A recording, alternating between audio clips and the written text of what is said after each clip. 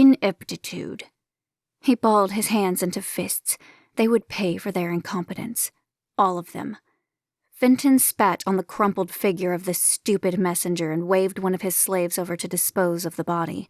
He was tired of dealing with such stupidity.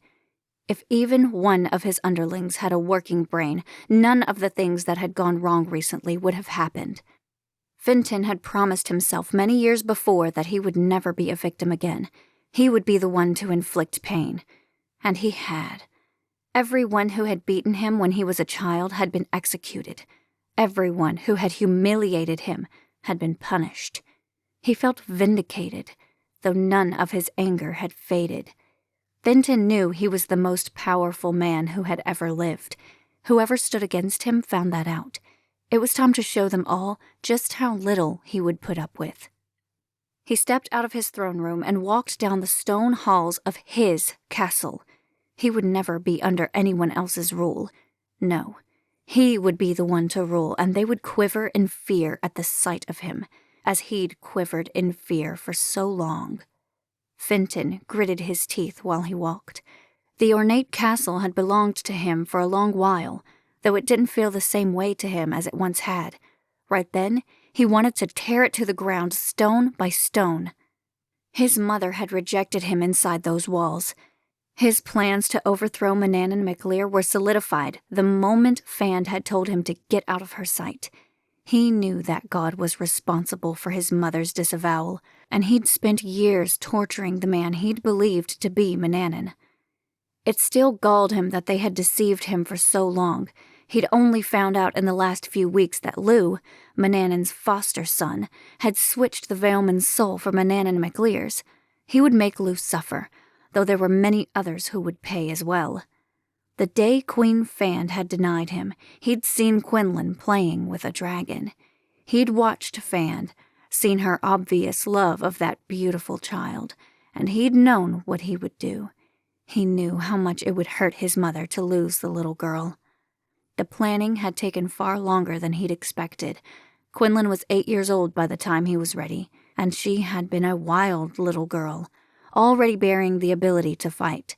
He'd seen that within minutes of meeting his young sister face to face. She'd learned quickly to shut her mouth and do as she was told, but he'd enjoyed the process of teaching her. He had whipped that child until her screams of pain grew tiresome to him. He'd been irritated at first that her skin wouldn't break, although after a while he found it even more satisfying. Quinlan could suffer unspeakable tortures without a bone breaking or a speck of blood being spilled. Fenton had held Quinlan captive for a month, but his spies in Amena Blatch told him how Queen Fand changed during that time. The Queen of the Fairies was weak, and he had proved that to her subjects. Fenton had found it easy after Manannan and Lou hid Quinlan away to convince the fairies to side with him, or some of them, anyway. All you had to do was say the words, Fand, he thought, passing that message to his mother. If you had acknowledged me, none of your other children would have suffered. You are responsible for the suffering of your people. Fenton peered into a few of the rooms as he passed, pleased to see the fairy creatures cringing and bowing to him. He was their overking. He'd taken the throne from Manannan McLear. Fenton was their king. He rubbed his hands together, but scowled around at the castle again. He would indeed tear the place to the ground as soon as the rest of his plans were in play. There were only a few steps left before he would turn his attention to the human realm, and one of those pieces was in the cage in front of him. Fenton opened the door and stalked forward, ready to tear him limb from limb.